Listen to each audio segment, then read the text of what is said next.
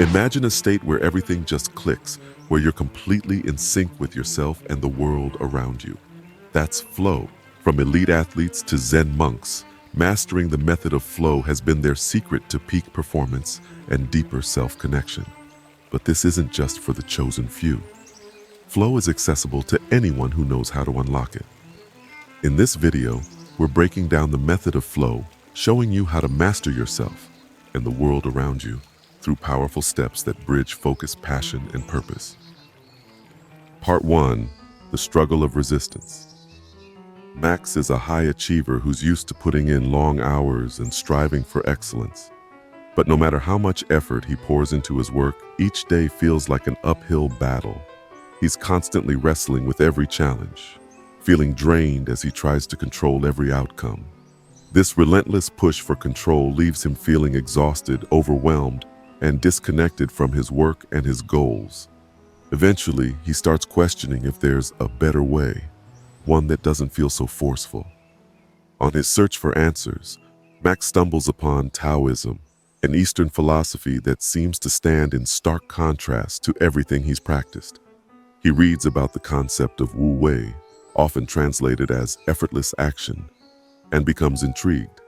Could it be possible that success and fulfillment don't require constant struggle? Taoism teaches that true mastery lies in moving in harmony with the natural flow of life. Instead of forcing outcomes, the concept of Wu Wei suggests that we act in alignment with the universe's rhythm, responding to life rather than trying to control it.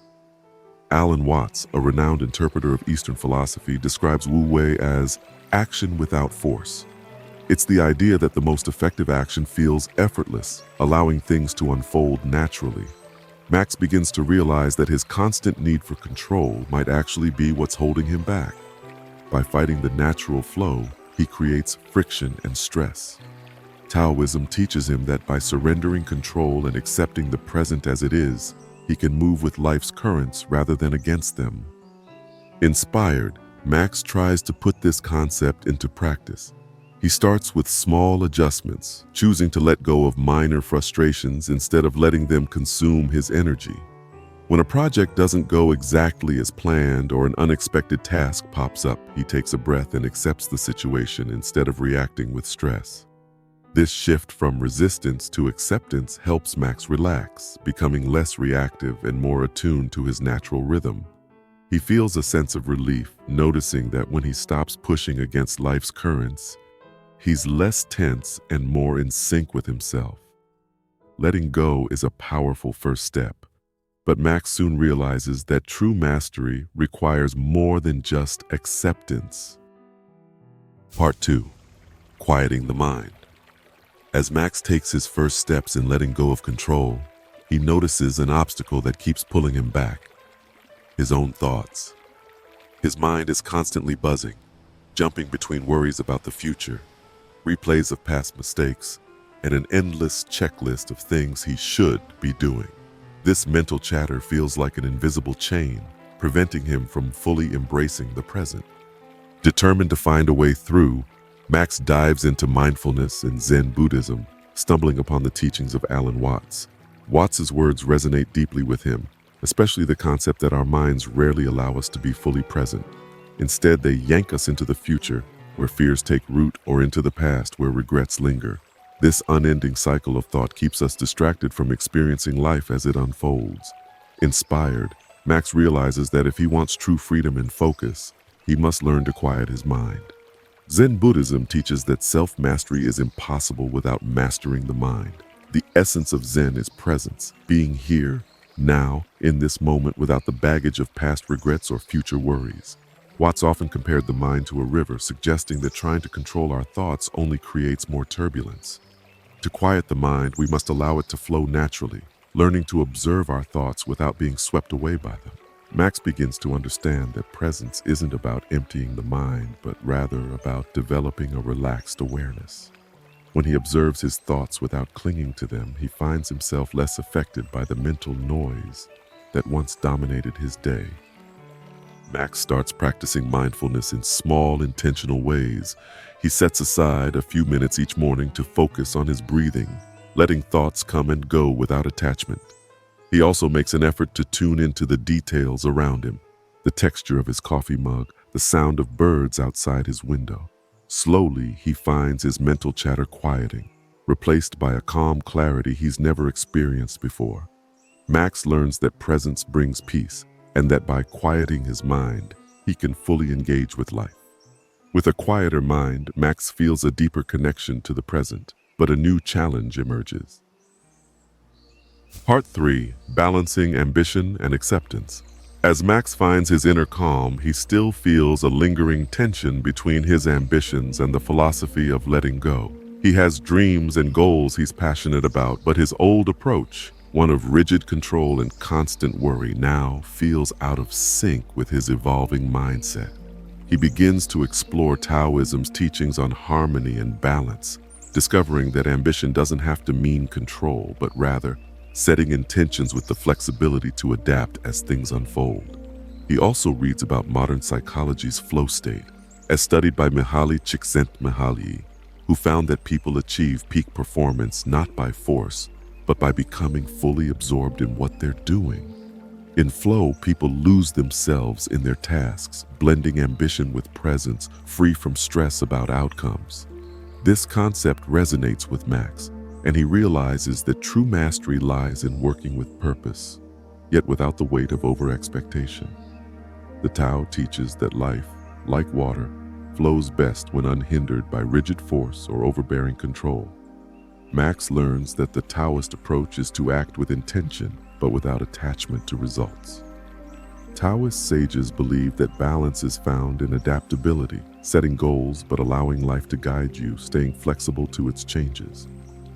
Flow psychology complements this, highlighting that flow happens when we're deeply engaged in an activity we find meaningful, without obsessing over how it will turn out. The sweet spot between focus and freedom creates a fulfilling experience and often leads to the best outcome. Inspired, Max begins to apply this philosophy in his daily life. Instead of constantly checking his progress or worrying about results, he focuses on being fully present with each task. He sets goals, but with an attitude of curiosity, eager to see where his efforts lead rather than forcing a particular outcome. This shift not only reduces his stress, but helps him feel at ease, making the journey as rewarding as the destination. Part 4. The Power of Adaptability. As Max progresses, life throws unexpected challenges his way.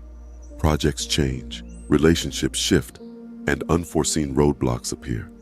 He feels the old frustration and rigidity returning, tempting him to resist or force his way through. But then he recalls something he read from Alan Watts on Taoism's perspective of water. Water flows freely, embracing every curve and obstacle, adapting without breaking. Inspired, Max decides to approach these challenges like water, learning the art of flexibility. In Taoist philosophy, water symbolizes adaptability and resilience. It meets obstacles with acceptance, finding new paths without losing its essence. Alan Watts often highlighted this, suggesting that true strength isn't in resisting life's twists, but in moving with them. By embracing this adaptability, Max realizes he can respond to life's unpredictability with ease, reshaping his plans without losing his core values. Max begins to view challenges as opportunities to practice adaptability. Instead of trying to control every detail, he starts adjusting his actions to meet each moment's demands. When a project doesn't go as planned, he shifts his approach instead of forcing his original vision. By staying true to his purpose but flexible in his methods, he finds resilience in the face of change and begins to experience flow even during life's uncertainties. Adaptability has taught Max resilience, but he begins to feel a need for a grounding force, a deeper connection to purpose. Part 5. Aligning with a higher purpose. As Max grows comfortable with flowing through life's challenges, he finds himself asking a bigger question. What is all this effort for? He realizes that mastering flow isn't just about living with ease, but living with meaning. Seeking deeper insights, Max turns to the wisdom of Confucius and Lao Tzu, who both emphasize the importance of aligning one's life with a higher purpose. Their teachings guide him to explore his values, the why that fuels his actions. Confucius taught that fulfillment comes from aligning personal pursuits with a sense of moral integrity and contribution to the greater good. Lao Tzu, on the other hand, spoke of living in harmony with the Tao, the ultimate path or way of the universe. Max realizes that a life in flow isn't merely free from friction, but is aligned with values and principles that transcend daily tasks and achievements. By grounding his actions in something bigger than himself, Max feels connected to a broader purpose, discovering peace and strength within. Inspired by these teachings, Max takes a moment each day to reflect on his why, connecting his goals with values like compassion, growth, and integrity. He notices that this alignment with a purpose greater than himself gives him a quiet strength and clarity, helping him to handle life's challenges with grace. When tasks feel challenging or monotonous, he remembers his purpose, feeling a new kind of flow that isn't just about efficiency, it's about fulfillment. Now that Max has discovered how to live in alignment with a greater purpose, he has reached the essence of flow. Max's journey shows us that true mastery over yourself and your life isn't about controlling every detail. It's about moving in harmony with the natural flow.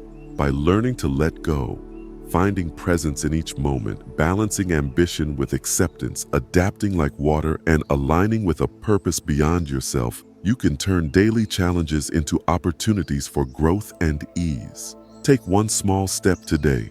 Choose a single practice, whether it's letting go of control, quieting your mind, or connecting to a higher purpose. Notice how it changes your day. If this journey has resonated with you, subscribe for more explorations of ancient philosophies and tools to bring more flow, clarity, and fulfillment into your life.